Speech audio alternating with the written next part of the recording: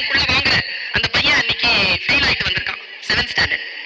அப்பா சொன்னாரா, எப்பவுமே வாங்கிடுவேடா, என்ன ஃபெயிலு, படிக்கலப்பா.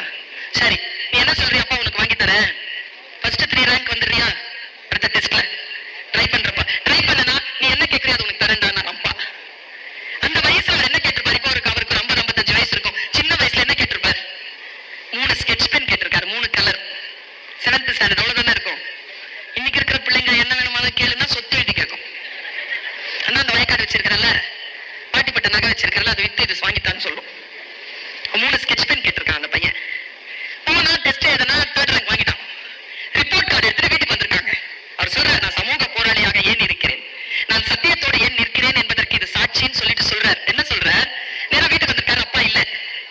அவர் வரும்போது சனிக்கிழமை, அப்பா ஊருக்கு போயிட்டார். அப்பா புதன்கிழமை தான் வருவாருன்றது அம்மா. ஞாயிற்றுக்கிழமை வரைக்கும் ரொம்ப சோகமா இருந்தா வேற வாய்ப்பே இல்லை. அம்மாட்ட போய் காட்டினா, அம்மா ரிப்போர்ட் கார்டு. ஏண்டா எப்படா வாங்குது, நேற்று காலையில. என்ன காட்டல நீ, அப்பாட்ட காட்டலான்னு இருந்தேம்மா.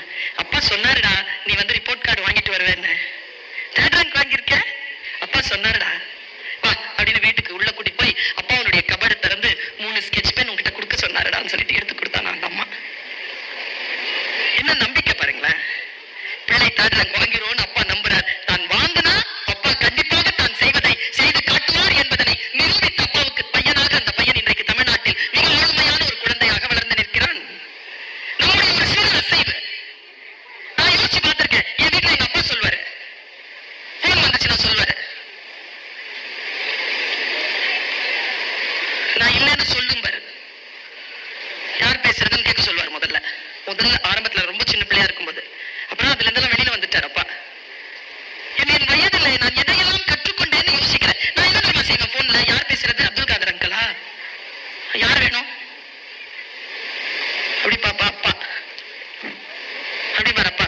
அப்பா இல்லைன்னு சொல்றாரு. அடி வாங்கியிருக்கேன் நான். எங்கம்மா உட்காந்து வெளியில பேசும். இன்னைக்கு என்ன சமைச்ச சர்ப்ரைஸோ, சிக்கன் வறுத்து கத்திரிக்காய் சாம்பார் வச்சேன். எனக்கு கத்திரிக்காய் சாம்பார் மட்டும் தான் வீட்டுலன்னு எனக்கு தெரியும், சிக்கன் வறுக்கலன்னு எனக்கு தெரியும். ஜாம்பிகத்துக்கு அம்மா சொல்லிட்டு இருக்கு பக்கத்து வீட்டுல. எனக்கு ஏன் சிக்கன் வைக்கலன்னு கேட்டிருக்கேன் நான். அடிச்சிருக்காங்க அம்மா 4 பேர் முன்னால.